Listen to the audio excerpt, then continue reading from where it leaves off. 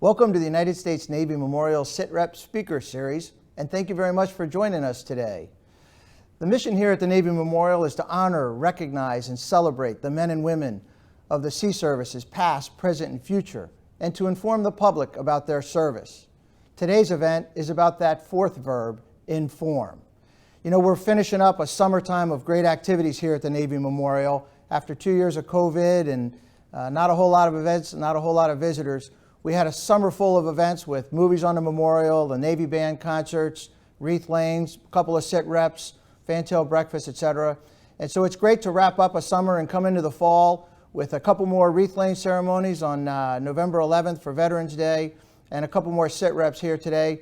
And we're really honored today to have the commander of the 5th Fleet, Commander U.S. Navy Central Command, and the commander of the Combined Maritime Forces stationed in Bahrain. Really honored to have him with us today. Before I introduce Admiral Cooper, though, I'd like to thank our sponsor for today's event, Lockheed Martin. Really appreciate Lockheed Martin's support. We couldn't do what we do without them. You know, as a matter of fact, their motto, ensuring those we serve always stay ahead of ready, is exactly what today's event is about with Admiral Cooper and the commander of 5th Fleet. I love that. Matter of fact, I'm going to say it again. Ensuring those we serve always stay ahead of ready. By the way, Lockheed Martin was also just recently selected as one of the top employers in the world by Forbes, an impressive accomplishment.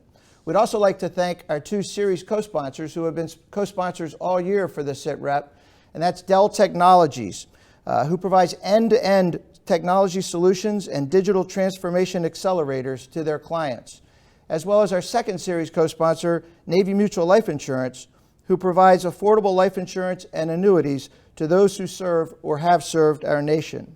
We could not do what we do without their support. So it's now my honor to introduce Admiral Cooper, a surface warfare officer, commanded the destroyer USS Russell, commanded the cruiser USS Gettysburg, as well as Expeditionary Strike Group 7 in Okinawa, Japan, and a long list of other incredible accomplishments through your career. But I also have to note, of specific note, the recipient of the Admiral Elmo Zumwalt Award for Visionary Leadership, which is most appropriate as we actually have an exhibit right outside the National Chiefs Mess here about Admiral Zumwalt and his visionary leadership. So it's perfect that you're here today. So thank you very much. Welcome to the SITREP. Appreciate you joining us. Well, Frank, first of all, thanks for having me. I appreciate the kind invitation. I'm looking forward to today's event. And most importantly, just thanks to you and the Navy Memorial for your great leadership and for advocating and telling the story of what our sailors and Marines and Coast Guardsmen are doing every single day all around the world. It's pretty extraordinary. So thanks so much for all that. A little talk about the Middle East, if I could take just a couple of minutes just to kind of frame the conversation a little bit. Yeah. The Middle East, it's a vast region. From a maritime perspective, 5,000 miles of coastline that starts from the Suez Canal, works its way down the Red Sea, into the Gulf of Aden, up into the Gulf of Oman and North Arabian Sea, and then into the Arabian Gulf.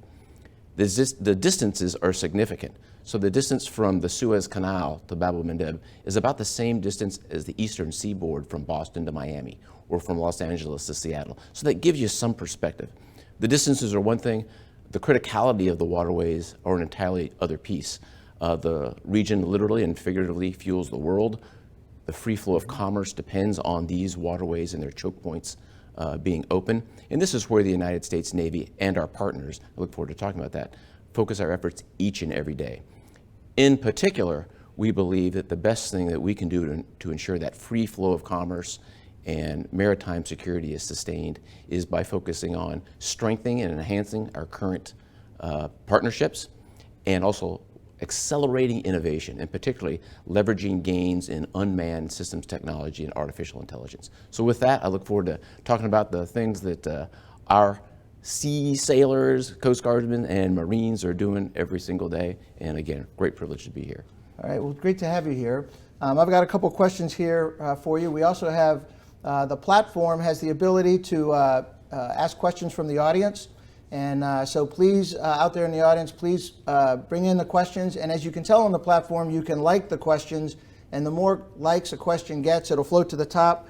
And I have a tablet here that I'll be looking at questions to interdisperse with some of the ones we've got here on my cards. So the first one is a great intro about the magnitude of the AOR, the area of responsibility. So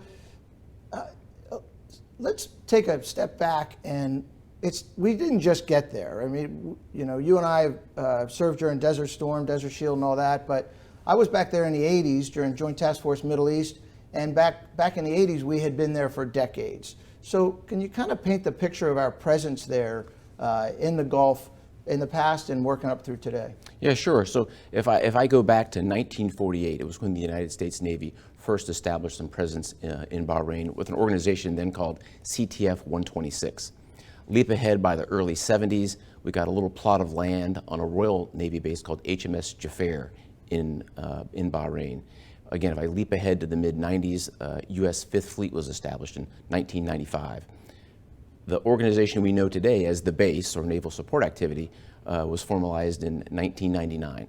You know, so leap ahead again another 20 years. By 2021, that same base, where tens of thousands, if not hundreds of thousands of sailors have visited, was named the Navy's #1 base. Something to be super proud of.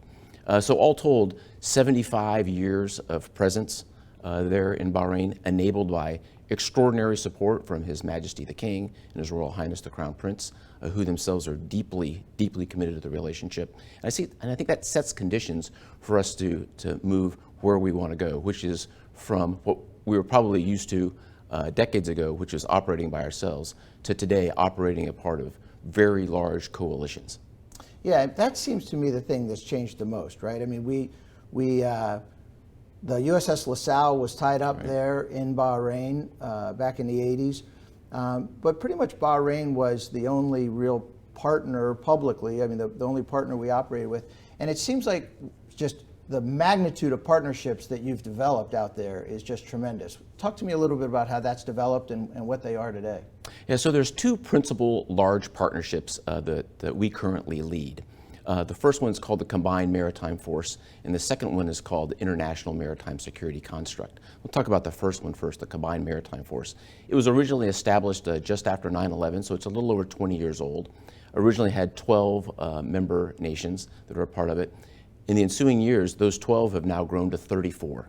Not only are they members who are from the Middle East, but throughout the world. So to give you a perspective of this, today on the staff, we have about 150 members who are non-American from those 34 countries. Pretty impressive. We had 150 non-U.S. officers on the staff. That's right. At the combined element. And the combined element of the headquarters. That's exactly right. Organizationally, we're divided into 4 task forces, each with a little bit of a different mission. CTF 150 is in charge of maritime security in the North Arabian Sea and Gulf of Oman. They're commanded today by a Saudi. Over the course of the summer, their predecessor was Pakistani. CTF 151 was established around the height of the piracy challenges that we were facing. Today is commanded by Brazil. CTF 152, which leads maritime security efforts inside the Arabian Gulf itself, is led by Bahrain, interestingly for the first time in about a decade. And then about 6 months ago, given the significant challenges we've been seeing in the Red Sea and Gulf of Aden, we established a new task force for the first time in about 13 years, CTF 153. It focuses, as I mentioned, on Red Sea and Gulf of Aden. Today, it's commanded by an American. A month from now, it'll be commanded by an Egyptian.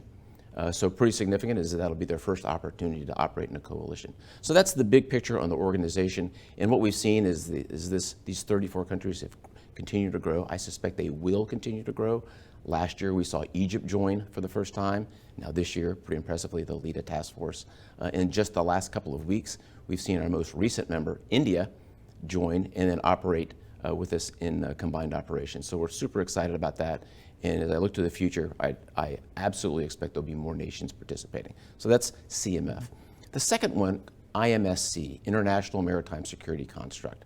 This was established in 2019 following the attacks in and around the Strait of Hormuz. It's designed to do two things, both to deter Iran specifically from actions in and around the Strait of Hormuz and Bab el-Mandeb, and also to reassure both our allies as well as commercial shipping. When it was first established, it had about 6 members. Today we're at 9. As I look to the future, that's going to grow. The ninth member was just recently with Romania. So you get a sense from these two organizations, 34 countries in one, 9 in the other, operating as part of a partnership is really how we do business every day. And if I could just broadly characterize how the United States Navy operates, on occasion, and it's a rare occasion, we do operate unilaterally. More frequently, it's bilaterally, but most often it is multilaterally. It's just the way we do business today. So we've been hearing for decades this goal to operate with other countries, partnerships, and all that. But it's really happening. I mean, it's happening every day, 365 days a year in the Arabian Gulf with 34 countries operating together. It's happening every single day. A good example was yesterday. So one of the task forces, Task Force 150, that happens to be Saudi-led, is also leading interdiction operations in the North Arabian Sea. In the last 2 weeks, they've interdicted about $200 million worth of drugs.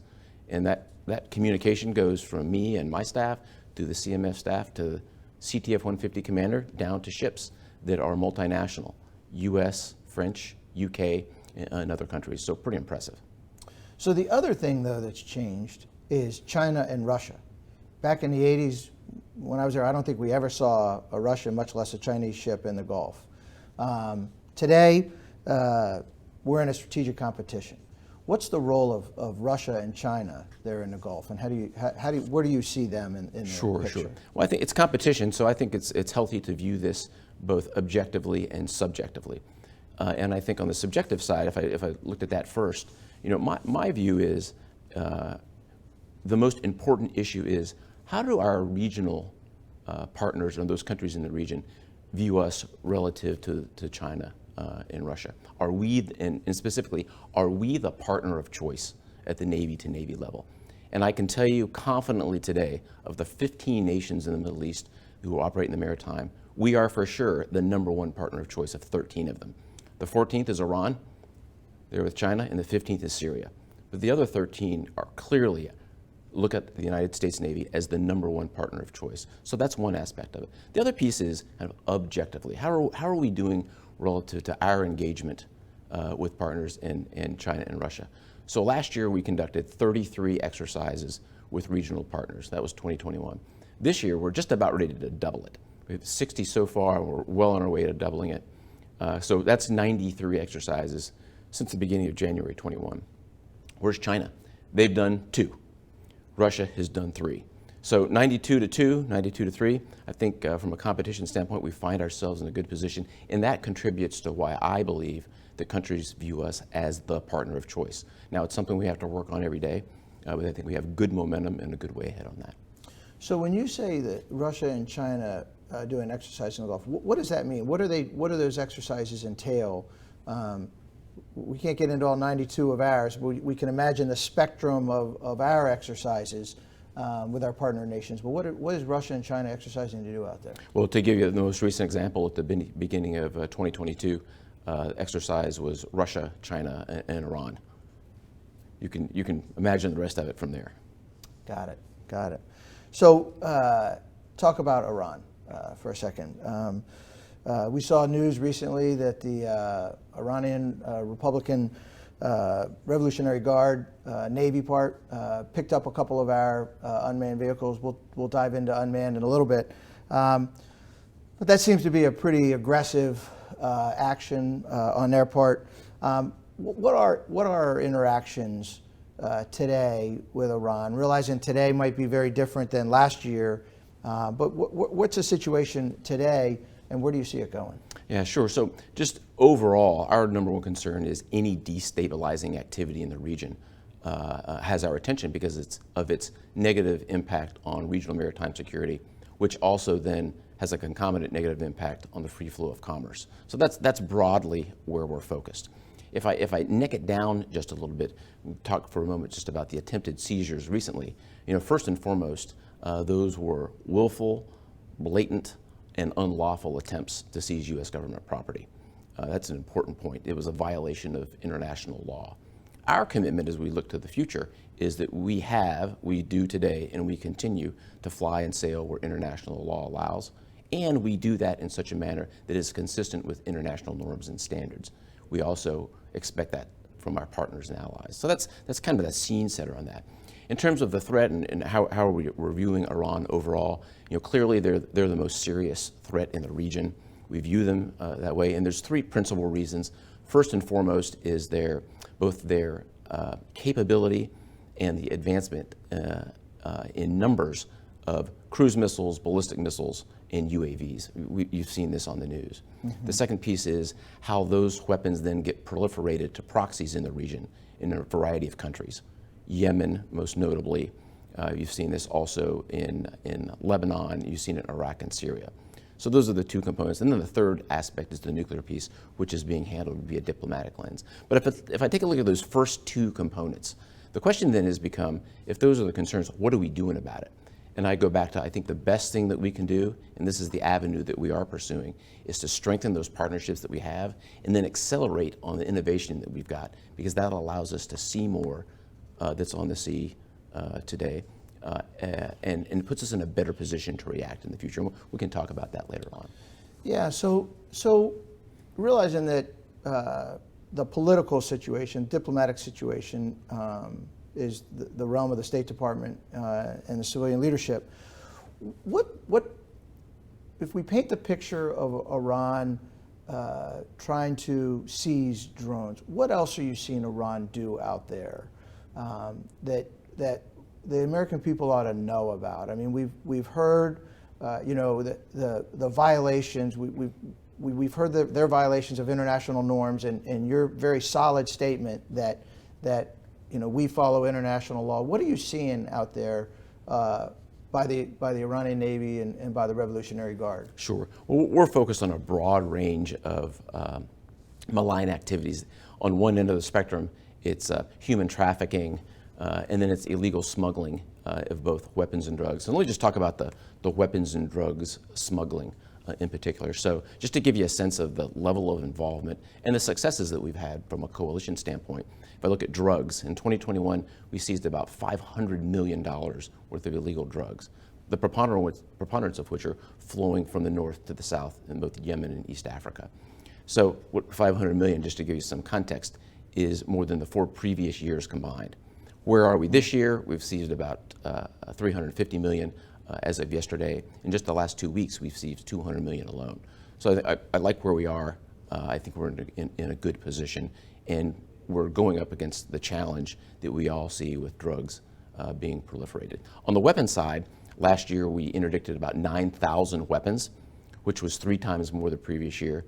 This year we have several interdictions that have included motors and rockets for surface-to-air missiles, motors and engines, and specifically for cruise missiles, and that effort will continue. What's also new in the last couple of months is we introduced a rewards program, and that's begun to really establish itself and get some traction. So this was introduced about 90 days ago. The reward is we pay for tips that could lead to seizures in weapons, drugs, or anything in the counterterrorism world. Before the implementation of this program, we generally received about 1 or 2 tips a month. In the last 90 days, we're up to about 300. We're on the precipice of our first payout. And so these are I'm describing the actions that we're taking based on where drugs and weapons are flowing. Super proud of the effort so far, and that will continue.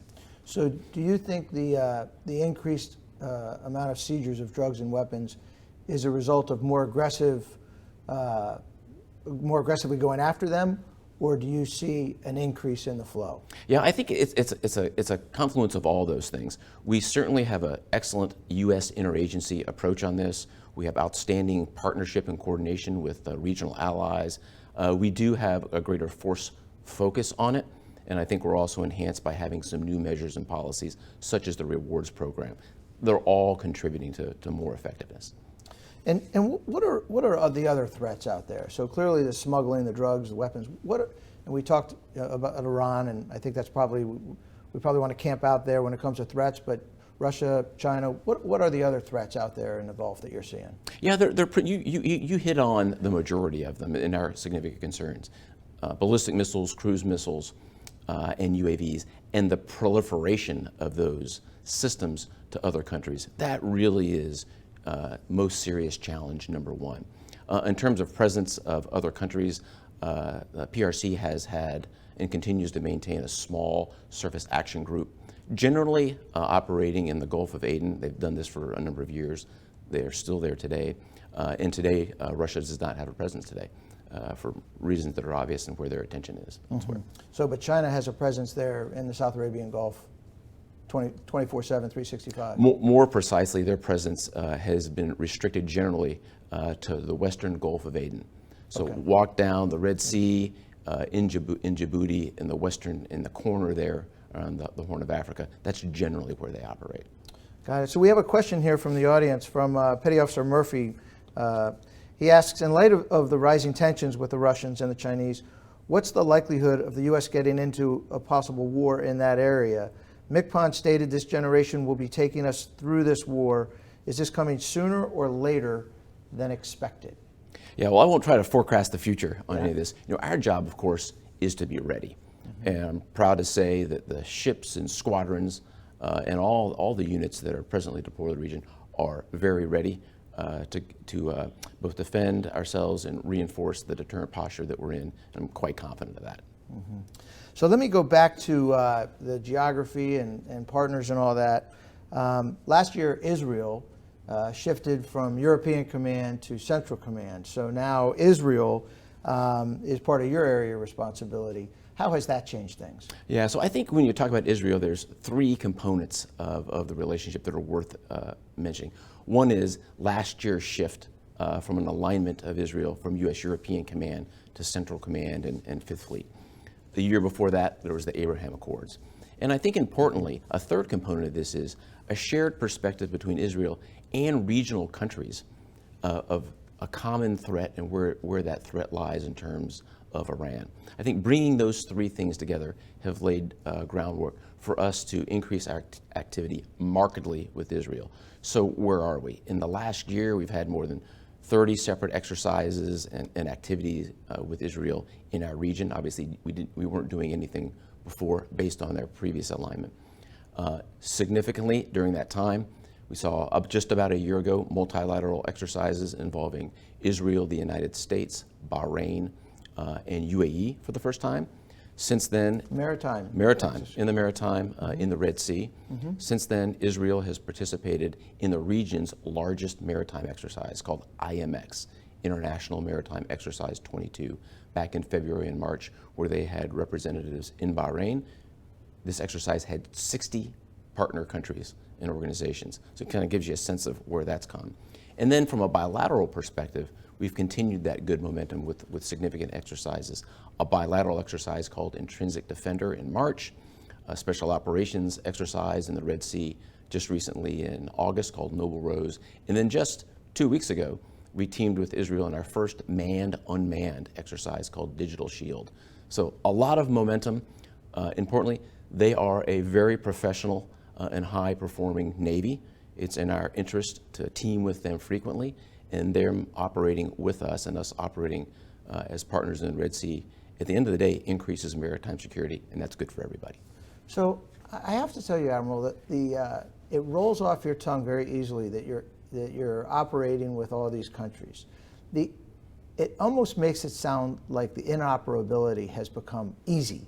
I mean, what is the challenge, and how are we doing bringing together numerous different partner nations from different parts of the world with language barriers and equipment barriers? How is that working? Yeah, so in my description, it may have been a little bit of a duck on the pond approach, where I'm describing the beautiful duck. Underneath it, we're working really hard to bring these pieces together. They all have their own degrees of complexity, language, TTPs, tactics, techniques, and procedures, how we work together. But what I'll say is, it's working quite well. We focus on it every single day. And like anything else, when you focus on it, you become quite proficient. Wow, it's really impressive. I mean, again, back in the days when we were doing basic crossing exercises. So we have another question, and we're talking about difficulty. So Tom Snee asks, how are the logistics models projected and guarded for the distribution to other nations? But let me just broaden that also, just the logistics challenge you have first of all, as the United States, but second of all, with all these partner nations? Yeah, well, I think we benefit from having been present for a number of decades, as we discussed before. And so those logistic chains and the connectiveness are pretty well established. And I'm pretty happy with the way that's coming together today.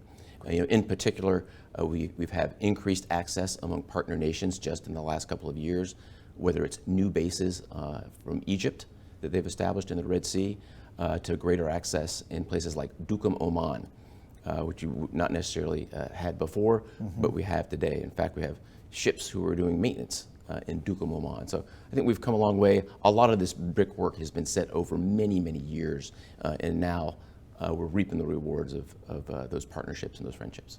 That's great. Admiral, we're going to take a quick break. Great. We'll be right back. Please don't forget to ask your questions. Bring the questions in. We'll focus a little bit on innovation and the efforts with unmanned vehicles that's going on out in the Arabian Gulf. Stay tuned. We started with computers. We didn't stop at computers. We didn't stop at storage or cloud. We kept going, working with our customers to enable a kind of technology that can guide an astronaut back to safety and help make a hospital come to you instead of you going to it. So when it comes to your business, you know we'll stop at nothing. The people we serve at Navy Mutual are like family.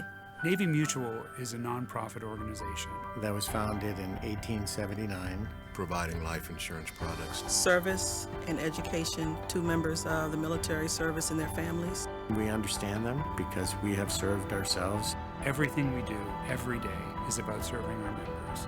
We treat them like we would treat our family. It's all about the member.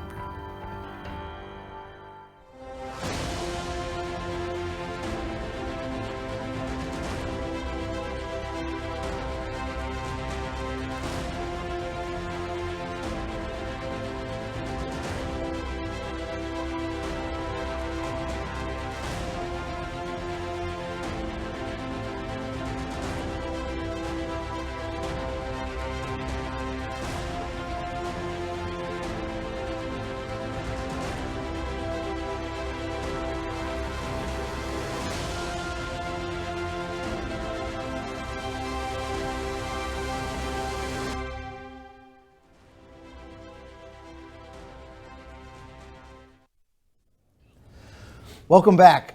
And again, don't forget to ask the questions on the tablets as they come in. I'll be referring to those. So let's talk a little bit about innovation, Admiral Cooper.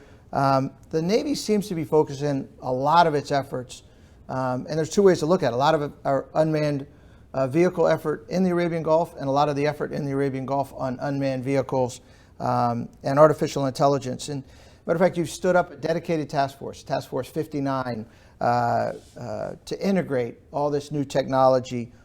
What prompted this? What's the background to the creation of this? And quite frankly, just straight up, what's going on? Sure. So let me just broadly frame, the why and a little bit of the background. Yeah. So in the summer of 2021, it became obvious that based on the vastness of the maritime environment, that no single Navy acting alone could establish what we call maritime domain awareness, which is our understanding of what happens on, above, and underneath the ocean. But through a partnership with all of the countries, we can improve on that. But even then, there would still be gaps. Based on technology and moving forward, we realized that those gaps could be addressed and closed using new cutting-edge unmanned surface vessels. So let me just anchor there for just a second. So as we all know, unmanned vessels in the air have been out there for about 20 years. Unmanned under the water has been around for about 10 years. But the unmanned surface vessels, USVs, are really only about a year old in their technical and technological maturity.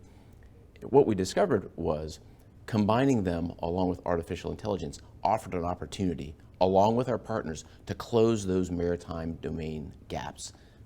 Said another way, put more eyes out on the water, connect with artificial intelligence, and you now have ability to both deter action from happening in the first place and then better respond. So in terms of, that's the broad why, to increase maritime domain awareness.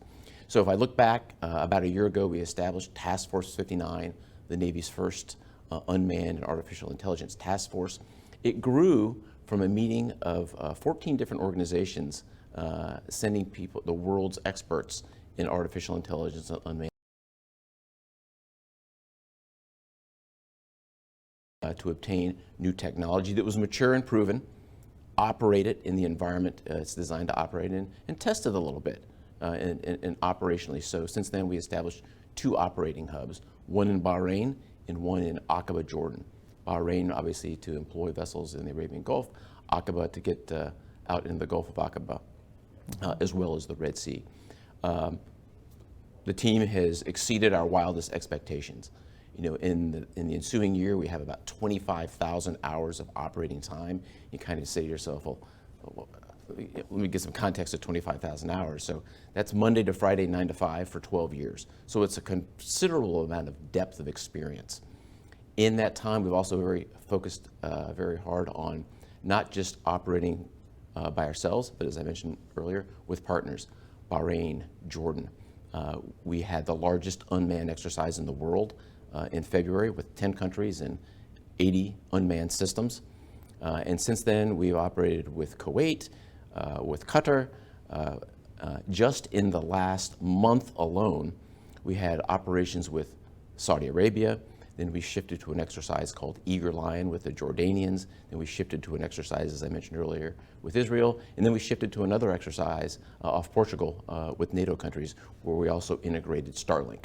So you can get a sense of there is both a technical component to what we're doing, which is putting unmanned systems and coupling them with artificial intelligence. And there's also a very important partnership aspect to that.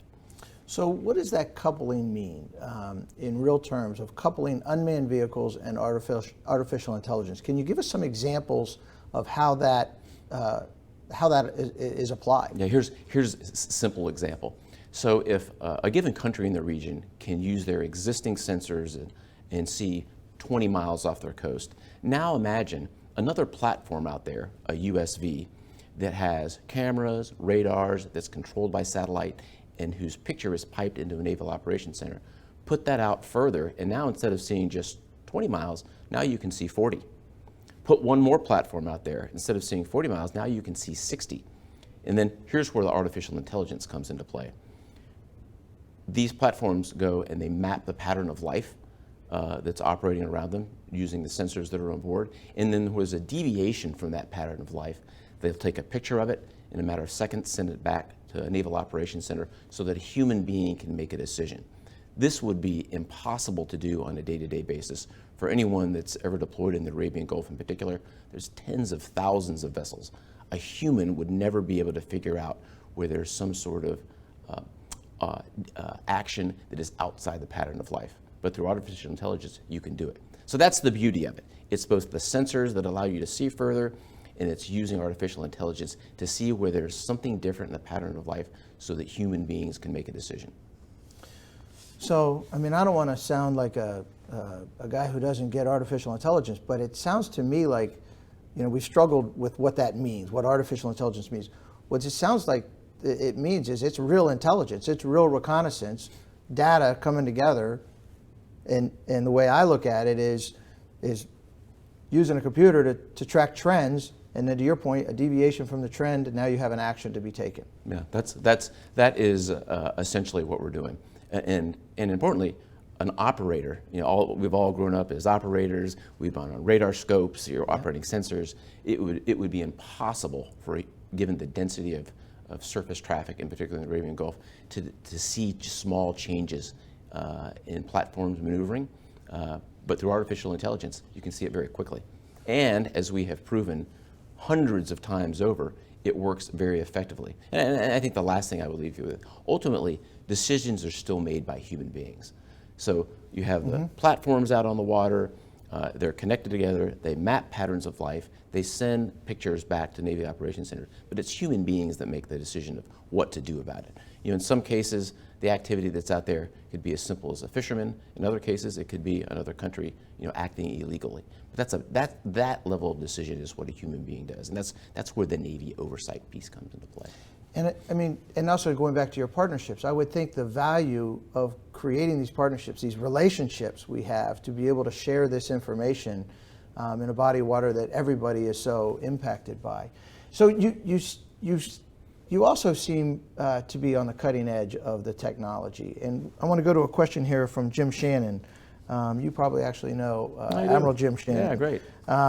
He asks, how does the Navy plan to share the data collection with private industry who are creating and developing these AI solutions for other funded projects, Navy projects in the future? Yeah, this is a pretty well-established process at this point.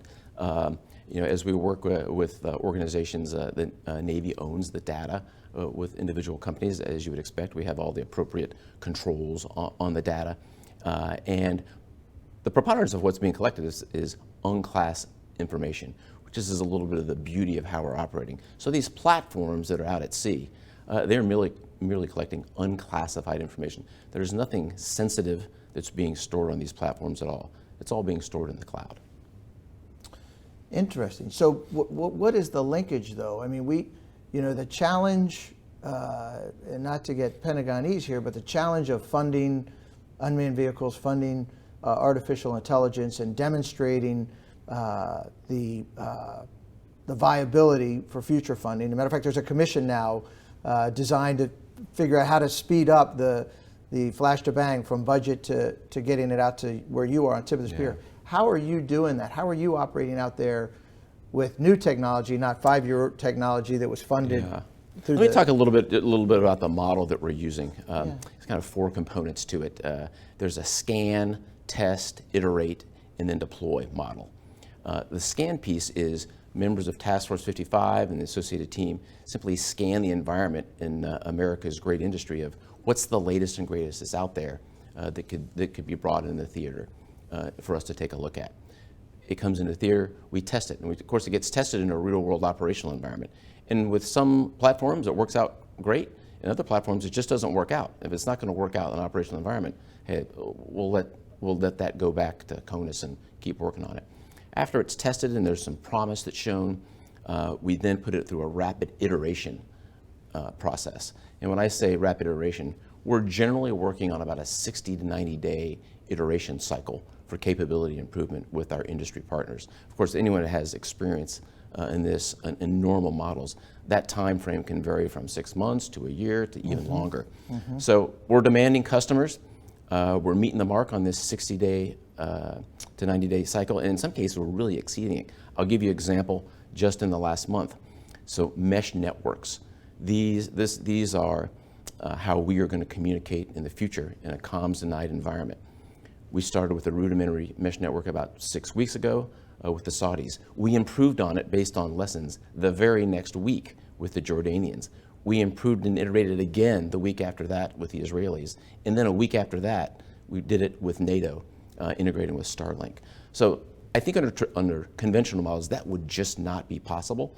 But using the model that we're using, it's being employed quite effectively, and we're pretty happy with it.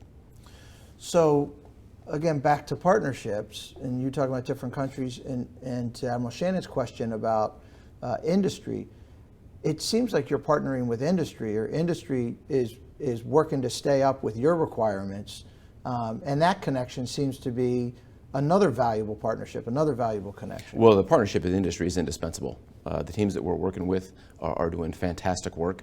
That's what we've been doing. As I look to the future, I only see that increasing. In fact, next month we'll begin to introduce more systems, both USVs and UAVs. Industry is a critical partner in this. I'm pretty excited of where we've been and where we're going. What do you need more from that part of the partnership, the industry part?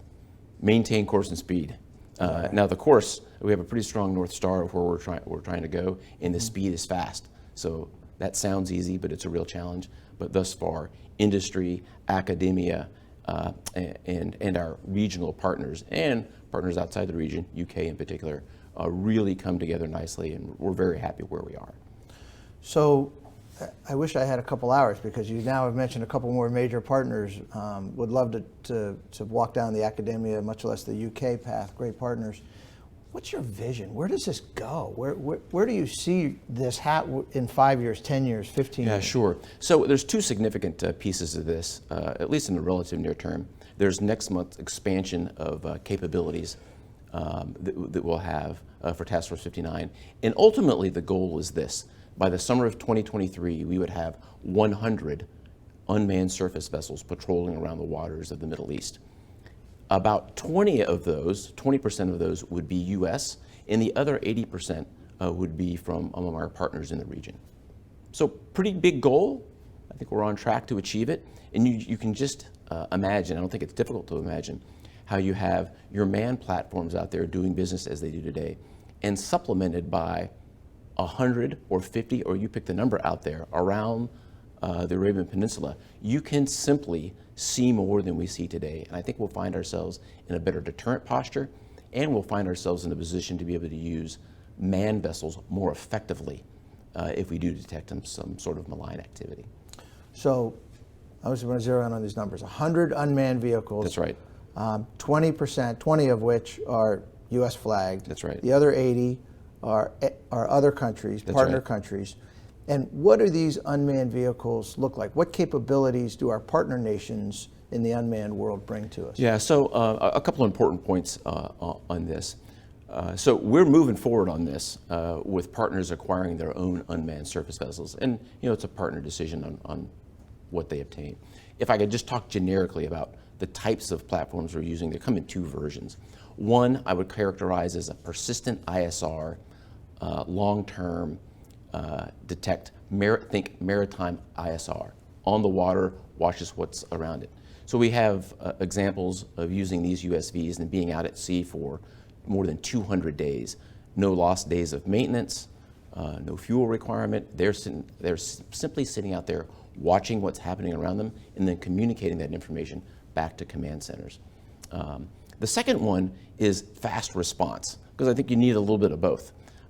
Once detecting something and a human makes the decision you want to respond, then you have to decide, is that response going to be from a crewed ship or unmanned? So the second style that we have are high-speed USVs. In our particular case, we have the world's fastest USV called the Devil Ray. It's 100 knots. Any of you ever been out on the water going 100 knots? You get a nice facial out of it. But the two in combination work well for persistent ISR, and then when a human being makes a decision how to respond. If you want to respond with unmanned, you can get out there quickly. Think about that from the context of regional partners.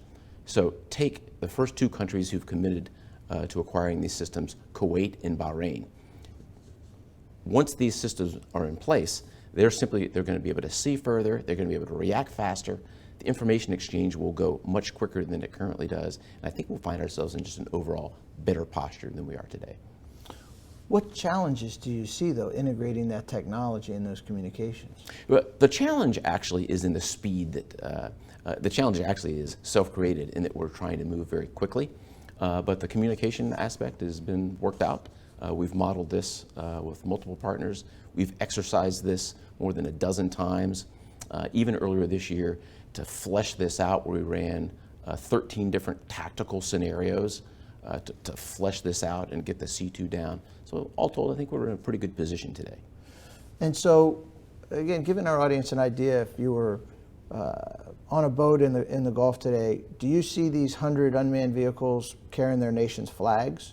Are they unmanned, lightly manned? And then I'm going to go to the threat here a little bit, but what do you see? Yeah, they are unmanned. There's no human component. I'm proud to report we haven't had a single complaint from anybody in an unmanned platform to date, which is fantastic. Wait a minute. A little humor on that. An unhappy sailor is a happy sailor was a version of an old statement. A bitchy sailor is a happy sailor. Well, there's no sailors on them. So they're all happy. So they're all happy. Yeah. That's my default. Yeah. But in all seriousness, is that working well, the manned, unmanned It connection? is, and that's generally how we operate. Yeah. We have unmanned platforms out there with manned. As an example, just last week, we ran an exercise with UK in the region. It was manned and unmanned teaming. So in this case, we had unmanned surface vessels called sail drones that were out there. They were used to cue man response, from U.S. guided missile destroyers and ships from the Royal Navy. That's generally how we operate on a day-to-day basis. That's what we practice. We've practiced it 4 or 5 times with different nations, as I mentioned before, just in the last 6 weeks, and we'll continue to do that multilaterally going forward. So primarily reconnaissance these days, do you see weapons going on these platforms in the future? Our focus is really on enhancing maritime domain awareness. And frankly, for the last year, we've had several things that we have to make sure we got it right. Autonomous maneuver and the integration of AI. Those are each 2 significant steps, and I think we've done a strong and effective job in doing both. So autonomous maneuver, for instance, we maneuver 2 USVs from Aqaba, Jordan, independently all the way down to the southern part of the Red Sea, about a 2,000-mile maneuver, completely autonomously. You have to practice that, and along the way collecting maritime domain awareness. So now we're quite proficient at it. I mentioned 25,000 hours of experience. So now we take that foundational piece and grow on it. But to your question more broadly, the focus is on expanding maritime domain awareness. That's our eyes on the water. So your 5th Fleet headquarters, your operations center now, is a combination of a fleet headquarters, fleet ops center, and a bridge. Well, we've established through Task Force 59 a ROC, a robotics operations center. This is where information comes in from USVs that also gets shared with other operational task forces from both the U.S. And when those vessels are operating inside of territorial waters of other nation, that information goes right to those other nations' respective operation centers. So, for example, USVs operating in the Gulf of Aqaba today, their information is piped into a newly established JROC, Jordanian Robotics Operations Center, bilateral command center established with the Jordanians that integrates systems and sensors from unmanned surface vessels with the existing Jordanian network in the Gulf of Aqaba. It's pretty impressive. That's incredible, and I'm not sure how well known that is. That the combination of technology, innovation, your word, and the partnerships, and that just pick Jordan, the last country you mentioned, that partnership that is so much strengthened by the sharing of the information that we gain by great technology. For sure, yeah, it feeds on itself. The innovation side is helpful to us, and it's a great opportunity to partner. And I think this is why we have so many countries interested in it. It's obvious, it's intuitively obvious to the countries in the region that this is advantageous. And going forward, not only is it countries in the region, it's countries throughout the world who are interested in teaming with us, both in terms of sending supporting staff. We'll see what that looks like, but I'm optimistic that's going to happen. And then obtaining their own platforms and employing them. So that'll be great. So a lot of challenges. Let me start to wrap up here with a question for you. You seem pretty proud of what you're doing. What are you most proud of out there right now? Well, for sure, the thing I'm most proud of is the great work that our sailors and Marine or Coast Guardmen are doing every single day. I often tell the team every success that we have is going to start and end with people. There'll be all kinds of things in between. There'll be processes, there'll be tactics, techniques, and procedures, there'll be requirements, but at the end of the day, it's about people. And our people are doing just extraordinary work, much of which I've talked about today. I'd have to schedule another 3 days of talking 72 hours straight to capture it all, but the people are just doing terrific work every day. I'm certainly proud. Emma, what does that mean? When you came in today, we were talking, it's 95 degrees in Bahrain. And on the other hand, Bahrain is voted, selected as the top base to be at. The fleet has some pretty strong opinions about the operational involvement there and being stationed there. What does it mean when you say the men and women, the sailors, are doing great? What does that mean? Well, take a look at let's just look at through the lens of effect. I think we're doing the team broadly is doing a terrific job of maintaining deterrence in the Strait of Hormuz and Bab el-Mandeb. The effect of our efforts out on the water every day on seizures, both in weapons and drugs, that's having a positive effect. So if I take a step back, over a period of time, what I'm seeing is an increase in the number of seizures, a decrease in the number of piracy actions, an increase in the number of countries that want to work side by side with us. I think that's all a reflection of our team, our sailors doing just terrific work. Admiral Cooper, thank you very much. I promised you we'd be out of here by noon. I'm going to start to wrap up here. One last, anything you want to say? One last comments from you before we wrap up? Yeah, thanks for having me again. Once, I very much appreciate it, and I'd just like to double down on the great work that we see every day around the world. I've looked at it from the lens of being the 5th Fleet Commander, but I think even more broadly, we can all be incredibly proud of the work that our sailors are doing, that our Marines are doing, and Coast Guardsmen are doing around the world, and having an enormous impact. So it's a privilege to be a part of it. Thanks so much.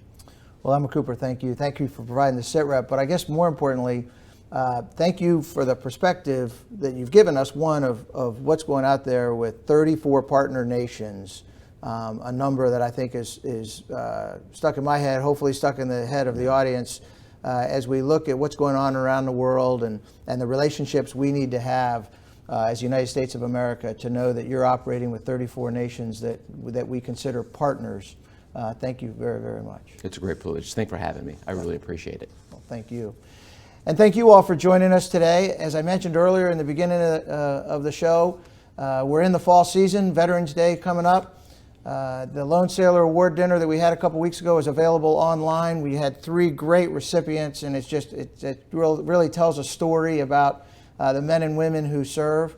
And I have to say the biggest thing to you, Admiral Cooper, and to everybody watching, happy birthday tomorrow. The Navy's 247th birthday tomorrow. So happy birthday to everybody. And in conclusion, I wish you all fair winds and following seas. Thank you very much.